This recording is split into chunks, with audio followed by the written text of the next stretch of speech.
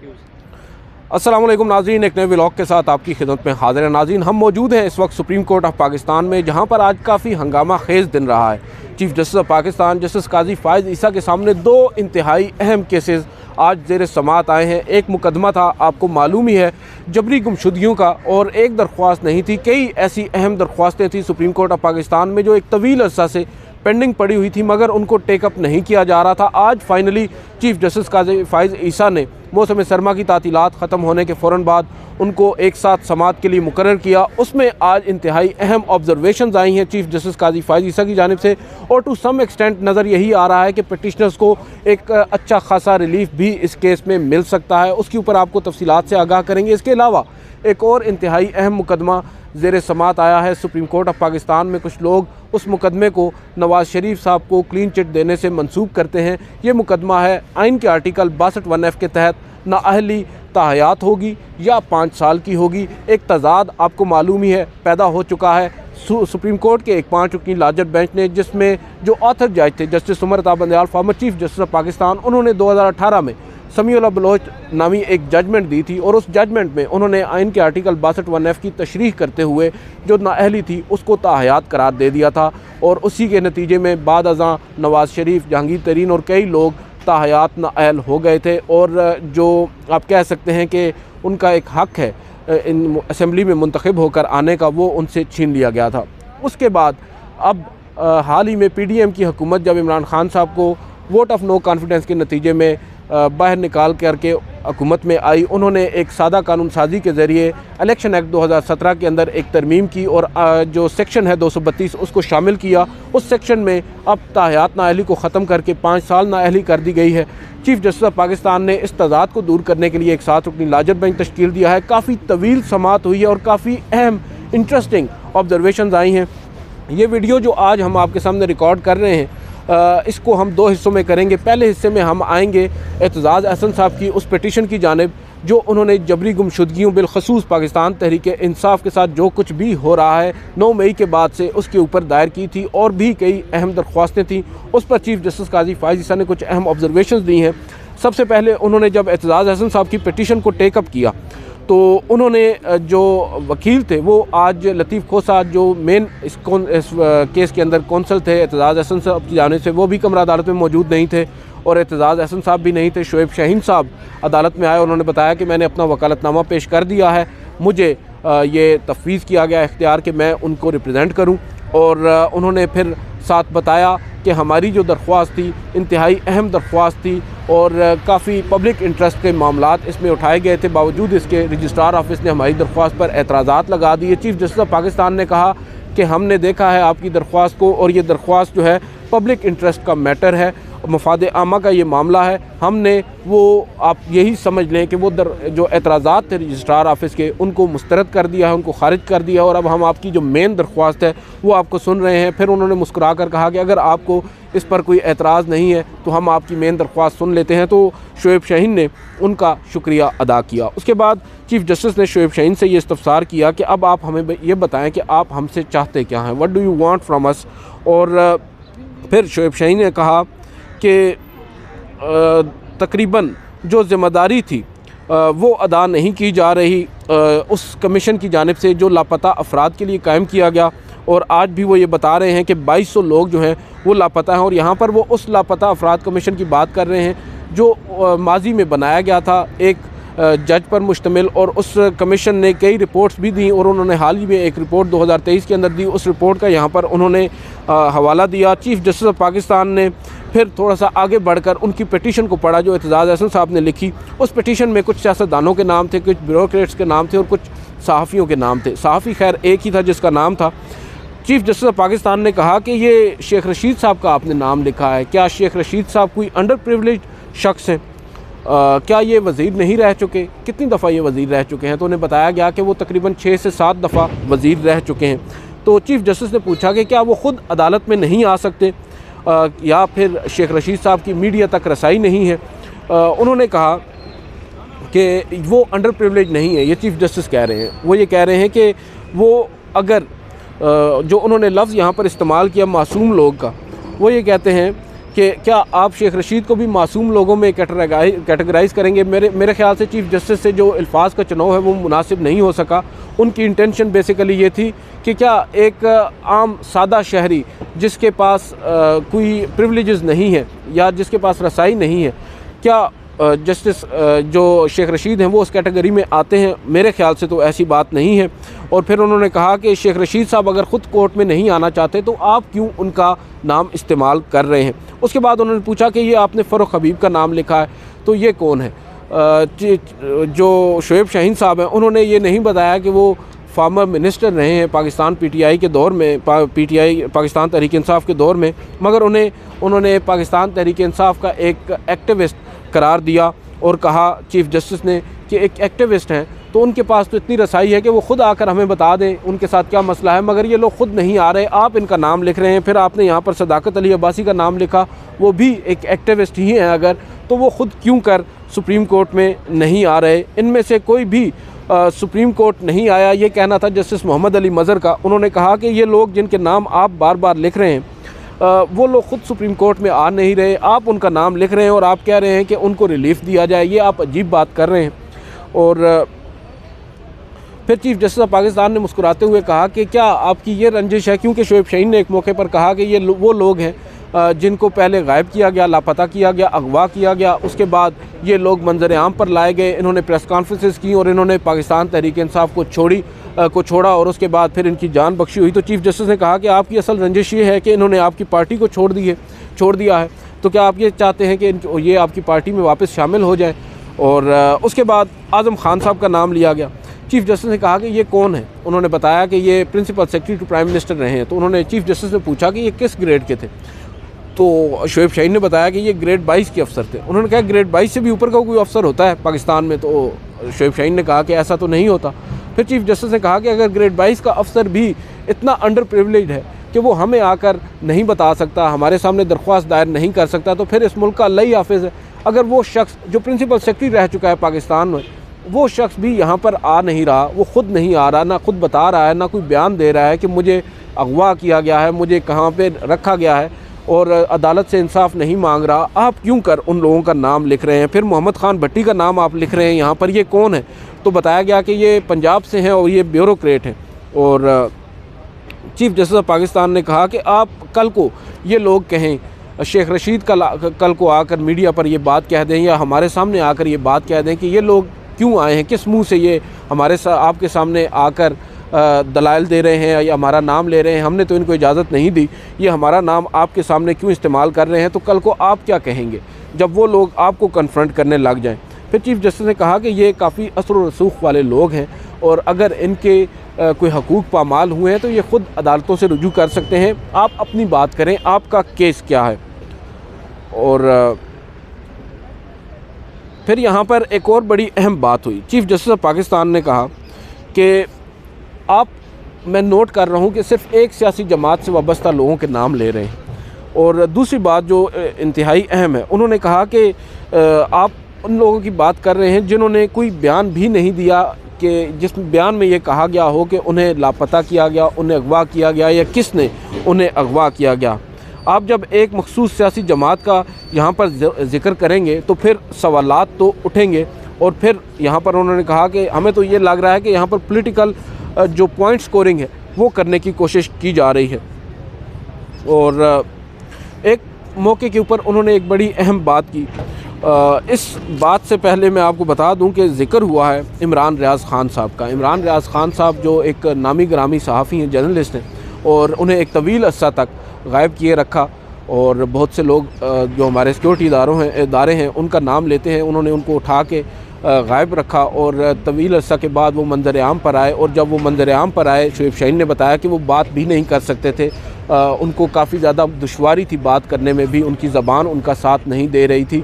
उनका नाम हमने इस वजह से शामिल किया है कि वो एक सहाफ़ी हैं और उनको भी इस तरह उठाया गया है और अब अल्हम्दुलिल्लाह वो वापस आ गए हैं। तो चीफ़ जस्टिस ने कहा कि क्या जो इमरान रियाज़ ख़ान साहब हैं, ये पहले उन्होंने पूछा कि इमरान रियाज़ कौन है, तो उन्हें बताया गया कि ये सहाफ़ी हैं। फिर चीफ़ जस्टिस ने पूछा कि क्या वो भी अंडर प्रिविलेज्ड हैं? तो शोएब शाहीन ने मुस्कुराते हुए कहा कि मैं उनके बारे में तो नहीं कह सकता कि वो अंडर प्रिविलेज्ड हैं, मगर वो उनके साथ ये सब कुछ हुआ है।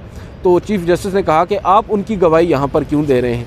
तो उन्होंने कहा कि उनकी गवाही तो पूरा पाकिस्तान ही दे रहा है कि आज पाकिस्तान में क्या हो रहा है सबको मालूम है। तो चीफ़ जस्टिस ने कहा कि मेहरबानी करें ये बातें हमारे सामने ना करें कि पूरा पाकिस्तान ये कह रहा है, पूरा पाकिस्तान वो कह रहा है। हमारे सामने वो बात करें जो आइन और कानून की बात है। फिर यहाँ पर एक मौके के ऊपर चीफ़ जस्टिस ने कहा अंग्रेज़ी में, if you can't stand heat in the kitchen then don't be in the kitchen. वो ये कह रहे हैं कि लुबे लुबाब इस बात का ये है, बेसिकली मुझे तो ये लगा है पाकिस्तान तहरीक इंसाफ को ये कहा गया है कि अगर आपसे बर्दाश्त नहीं होता तो फिर पंगा लेते ही क्यों हैं। अगर आप लोगों से जो शिद्दत है गर्मी की वो बर्दाश्त नहीं होती तो फिर आप लोग किचन में क्यों जाते हैं, आपने क्यों कर ऐसे काम किए हैं कि आपके साथ आज ये कुछ हो रहा है। लुबे लुबाब इस बात का ये है। फिर एक मौके के ऊपर बताया गया कि इंसानी हकूक़ की जो वज़ीर थी शीरी मज़ारी साहिबा पाकिस्तान तहरीक इंसाफ के दौर में, उन्होंने एक बिल दिया जो इन्फोर्स डिसअपीयरेंसेस हैं, मगर फिर उन्होंने कहा कि वो बिल फ्लोर से गायब हो गया, सेनेट के फ्लोर से वो बिल गायब हो गया। कौमी असम्बली से वो बिल पास हुआ मगर सेनेट से गायब हुआ। चीफ़ जस्टिस ऑफ पाकिस्तान और सारे जजेस इस बात पर हैरान हो गए। उन्होंने कहा कि ये आप इतनी संगीन बात कर रहे हैं, इतना बड़ा इल्ज़ाम लगा रहे हैं, आपने फ़रीक भी नहीं बनाया। चेयरमैन सेनेट उस वक्त साजिद सिंजानी थे और उनके ऊपर ये डायरेक्टली एक इल्ज़ाम है कि उनके बतौर चेयरमैन सेनेट होते हुए एक बिल एक वज़ीर का वो गायब कर दिया गया है।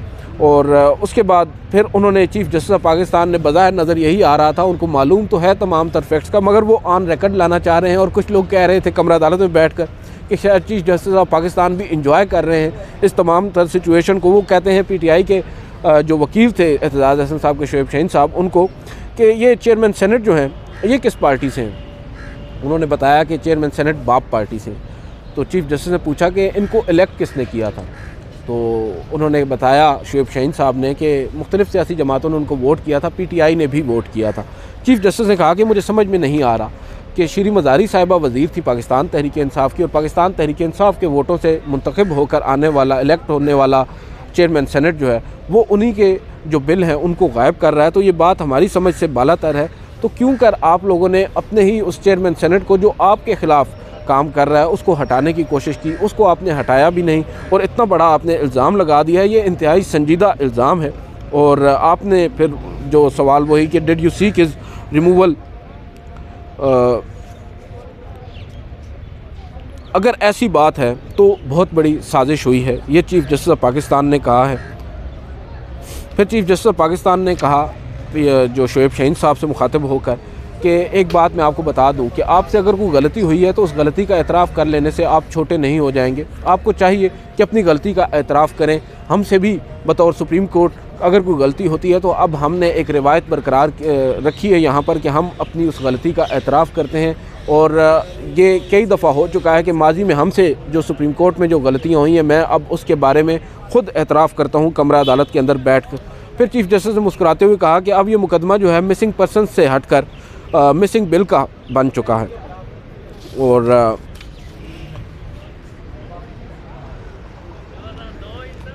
जब आपको मैंने अभी बताया थोड़ी देर पहले इमरान रियाज साहब का जब जिक्र हुआ तो एक मौके के ऊपर चीफ़ जस्टिस ऑफ पाकिस्तान ने कहा कि आपने इस अपनी पिटीशन के अंदर 2 सहाफ़ियों का नाम नहीं लिखा जो मेरे ख़्याल से आपके दौर में यानी पाकिस्तान तहरीक इंसाफ के दौर में उठाए गए थे, अगवा किए गए थे और उन पर तशद्दुद किया गया था।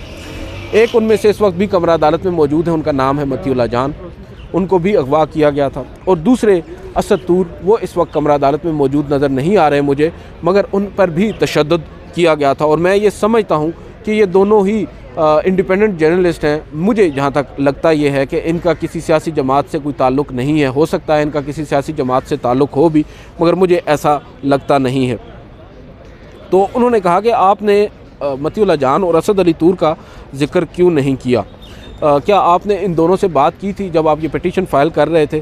क्योंकि देखें बात है खुलकर करनी चाहिए। चीफ़ जस्टिस यहाँ पर कह रहे हैं, चीफ़ जस्टिस कहते हैं कि अगर मतीउल्लाह जान और असद अली तूर उनको अगवा किया जाता है या उनको उठाया जाता है या उन पर तशद्दुद किया जाता है, वो लोग बाहर आकर नाम लेते हैं और बताते हैं कि हमें उठाकर लेकर गए हैं कौन लोग, वो प्रॉपर निशानदेही करते हैं और आज भी अपने उस बयान पर वो कायम हैं। मगर दूसरी जानिब ये वो लोग हैं जिनको उठाया जाता है और ये लोग मुड़कर आकर नाम भी नहीं लेते कि इन्हें किसने उठाया, सुप्रीम कोर्ट में आने की जहमत भी गवारा नहीं करते और दूसरी जानिब वो लोग हैं जो 2 सहाफ़ी हैं जिनको आपके दौर में उठाया गया, उन्हें उठाया भी गया और उसके बाद उन्होंने बयान भी दिया कि उन्हें किसने उठाया, और आज भी वो ये नहीं कहते कि उन्होंने वो जो है वो शुमाली इलाका जात की सैर को निकल गए थे।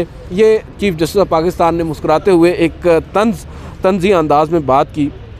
बहरहाल ये जो गिले शिकवे थे chief justice of Pakistan justice Qazi Faez Isa के पाकिस्तान तहरीक इंसाफ के, ये काफ़ी देर चलते रहे। उन्होंने अपनी जो भड़ास थी वो भी निकाली और काफ़ी बातें कहीं, और उसके बाद उन्होंने एक आखिर में समात के अख्तिताम पर एक रिलीफ भी उनको दिया। टू सम एक्सटेंट आप उसको रिलीफ कह सकते हैं। और इसमें एक पॉजिटिव नोट के ऊपर अब एंडिंग ज़रूर हुई है कि पाकिस्तान के जो चीफ़ जस्टिस हैं उन्होंने अब ये बावर करवाया है कि ये जो मुकदमा है इसको हम कंक्लूड ज़रूर करेंगे, अब हम आपको इस दरख्वास्त को विड्रॉ भी नहीं करने देंगे। एक मौके पर उन्होंने कहा और कहा कि ये मामला इंतहाई संजीदा मामला है और हम चाहते हैं कि इसको पॉलिटिकल जो है वो इसको पॉलिटिकल नेचर का ना बनाया जाए, इसको इस्तेमाल ना किया जाए, और इस मामले को संजीदगी के साथ तमाम जो फ़रीक़ैन हैं वो लेकर चलें और इस मसले का एक हल जो है वो हतमी तौर पर अब निकलना चाहिए। मैं बहुत सारी चीज़ें इसमें स्किप कर रहा हूँ क्योंकि काफ़ी चीज़ें जो हैं वो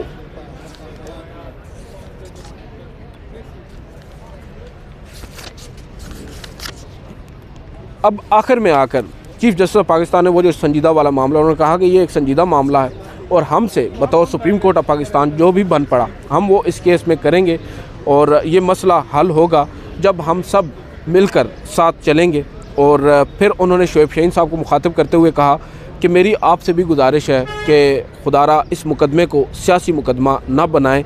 आपकी दरख्वास्त में माजरत के साथ सियासत झलक रही है, आप दूसरों का कंधा इस्तेमाल कर रहे हैं। यहाँ पर जिस कंधे का वो हवाला दे रहे हैं वो कंधा है शेख रशीद का, वो कंधा है फ़ारूक हबीब का, और वो कंधा है उन तमाम तर सियासी जमातों के उन सियासी रहनुमाओं का जिनका ज़िक्र इस पिटीशन के अंदर है, और उन सहाफ़ियों का या उन ब्यूरोक्रेट्स का। वो ये कह रहे हैं कि वो लोग जो हैं प्रिविलेज्ड लोग हैं, वो लोग अगर चाहें तो ख़ुद सुप्रीम कोर्ट में आकर रिलीफ सॉर्ट कर सकते हैं, अदालतों से रुजू कर सकते हैं, अदालतों का दरवाज़ा खटखटा सकते हैं। आप बराए मेहरबानी उनका जो कंधा है वो इस्तेमाल ना करें, सियासी तौर पर हम लोग भी इस्तेमाल नहीं होंगे। और फिर आखिर में उन्होंने कहा कि हम सबको पाकिस्तान को मजबूत बनाना है और जो इल्ज़ाम बाजी है या इल्ज़ाम तराशी है इसका अमल अब रुक जाना चाहिए। लेट्स स्टॉप नेम कॉलिंग, और इस मसले का हमें हल निकालना होगा। अब अदालत ने इस मुकदमे की समाअत कल तक मुलतवी की है और कल जो है वो शोएब शाहीन साहब को कुछ तैयारी का भी कहा गया है और उनसे कहा है कि कुछ जो फ़हरिस्तें हैं लापता अफराद की जो तवील अर्सा से लापता है, क्योंकि शोएब शाहीन साहब ने सिर्फ पाकिस्तान तहरीक इंसाफ के लापता अफराद का जिक्र नहीं किया, उन्होंने उन बलोच लापता अफराद का जिनका एक तवील अरसे से ये मसला चल रहा है उसके ऊपर भी बात की। चीफ़ जस्टिस ने कहा कि आप एक फ़हरिस्त मुरतब करें और उस फ़हरिस्त के मुताबिक फिर हम देखेंगे केसेस को। बहुत से केसेस जेन्युइन होते हैं, कुछ केसेस जेन्युइन नहीं होते। 5 साल जब मैं चीफ़ जस्टिस रहा हूँ पेशावर बलूचिस्तान हाई कोर्ट का, वहाँ पर आप देख सकते हैं हमने एक मंगल का रोज़ जो है मुख्तस किया होता था इन जबरी गुमशुदगियों के केसेस के लिए, और आप रिकॉर्ड उठाकर देख सकते हैं कि हमने कितने लोगों को रिकवर करवाया है। मगर बदकिस्मती के साथ कई ऐसे लोग भी होते थे जिन्होंने कत्ल किया होता था या कोई जहाद पर निकल जाया करते थे, मगर जब घर से गायब होते थे तो घर वाले फिर मिसिंग पर्सनस का केस कर दिया करते थे। इस तरह के भी कई केसेस हैं, मगर कई जेन्युइन केसेस भी हैं। तो हमें इस केस को संजीदगी के साथ लेना है और इस मसले को once and for all chief justice of Pakistan ने ये जुमला 3 से 4 मरतबा आज दोहराया कि हल करना है। और उसमें उन्होंने ये भी पाकिस्तान तहरीक इंसाफ के जो पिटीशन है उस पर यह कहा है कि पाकिस्तान तहरीक इंसाफ को भी जो उनके ग्रीवेंसेस हैं उनको एड्रेस किया जाएगा, मगर जो चीफ़ जस्टिस ऑफ पाकिस्तान ने हस्ब मामूल पाकिस्तान तहरीक इंसाफ से गिले शिकवे हैं आज वो भी करना ना भूले। बहरहाल आज की इस वीडियो से इतना ही। आपसे अब अगली वीडियो में अगले हिस्से में बात करेंगे जो तायात ना अहली का मामला है, उसमें कुछ अहम ऑब्जर्वेशंस आई हैं चीफ़ जस्टिस काजी फ़ाइज़ ईसा की जानिब से, वो क्या थी उस पर आपसे बात करेंगे। इस वीडियो से इतना ही, इजाज़त दीजिए, अल्लाह हाफ़िज़।